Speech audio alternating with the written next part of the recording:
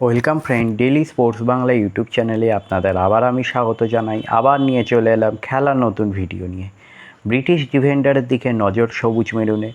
কিছুদিন আগেই আপুইয়ার নাম ঘোষণা করেছে মোহনবাগান সুপার জায়ান্টস। আগের মরশুমে মুম্বাই সিটি এফসির হয়ে আইএসএল চ্যাম্পিয়ন হয়েছিলেন এই ফুটবলার। বলতে গেলে দলকে সাফল্য এনে দেওয়ার ক্ষেত্রে যথেষ্ট ভূমিকা ছিল এই ভারতীয় তারকার।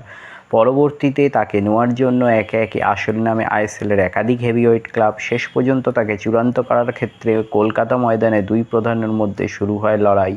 পরবর্তীতে ইস্টবেঙ্গলকে পেছনে ফেলে বাজিমাত করে মোহনবাগান, যা নিঃসন্দেহে বড়সড় চমক সকলের কাছে। কিন্তু সেখানেই শেষ নয়। আসন্ন ফুটবল সিজনের কথা মাথায় রেখে নিজেদের দলের একাধিক ফুটবলারদের বিদায় জানানোর পথে সবুজ মেরুন শিবির, যাদের মধ্যে রয়েছে ব্র্যান্ডন হ্যামিল থেকে শুরু করে জনি কাউকোর মতো ফুটবলার। কিন্তু কারা আসবেন তাদের বদলে সেটা এখনও পর্যন্ত চূড়ান্ত হয়নি। তবে দলের রক্ষণভাগকে মজবুত করতে একাধিক বিদেশি ফুটবলারদের সঙ্গে কথাবার্তা চালাচ্ছে ম্যানেজমেন্ট।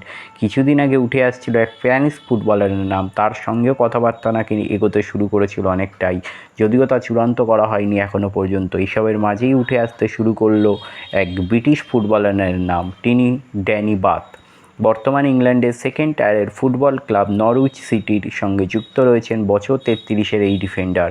গত সিজনে দলের হয়ে একটি গোল কন্ট্রিবিউশন ছিল এই ফুটবলারের। হিসেব অনুযায়ী চলতি মাসের শেষেই তার সঙ্গে চুক্তি শেষ হবে ইংল্যান্ডের এই ফুটবল ক্লাবের। সমস্ত দিক বিচার বিবেচনা করেই এবার নয়া আইএসএল মরশুমের জন্য তাকে পেতে চাইছে জোসে মোলিনার ফুটবল ক্লাব। তাহলে এই হলো আজকে আমার ভিডিও।